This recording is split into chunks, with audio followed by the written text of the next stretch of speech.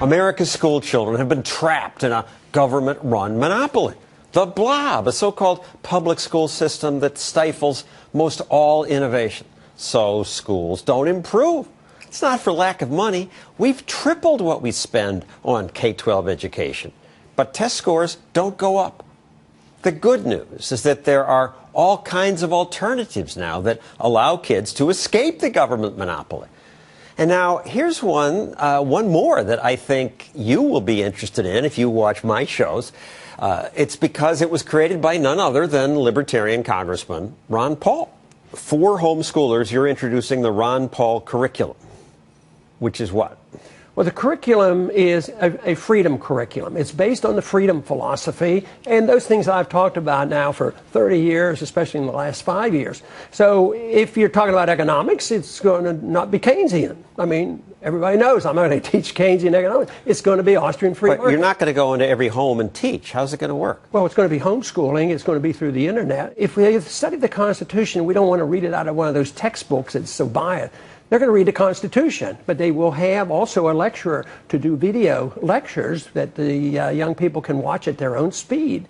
And it's going to be designed to get people to read. It's going to be designed to people write. It's going to be designed to think about businesses and how to interact. So I'm very encouraged by this, and hopefully we can participate in this transition away from the disaster that's happening in our public school system.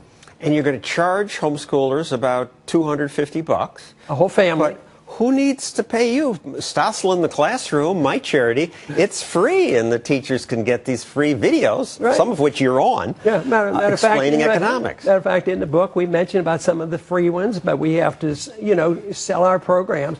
But ours will be free from kindergarten up to 5th grade. So that's a pretty good start. I went through public school system, 12 years of it, but it's different today.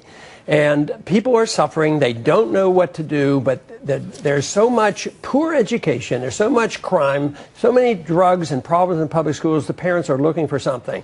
And there are a lot of options now. You have private school options, which some people can't afford, but homeschooling is affordable. It isn't that bad. There are some free courses out there, and some are inexpensive, and the people are gravitating that way, and they get a much better education. Just think of how well the homeschoolers have done, when it comes to competing with public schools. They win the spelling bees and geography. They don't even teach geography anymore. That used to be my favorite subject. Now they don't even want to teach it anymore. They tried to close down or prevent the homeschoolers from developing in the 1980s, but the major case in Texas was one that... They argued that we have to have uniform state education. Yes. Parents won't do a good job.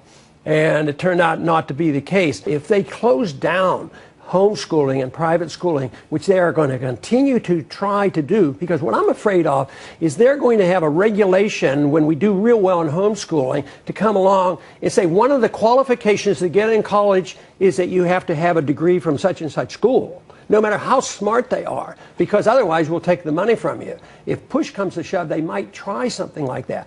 But right now, the momentum is on our side. The numbers of people who... About 3% of the school kids now are homeschooled. It's going up to that. What's the motivation to keep them? They get more money. They're paid according to they're students. In the public, the government system. And the strongest group that wants to defend that public school system, of course, is the biggest union in the country, and that's, of course, the teachers union.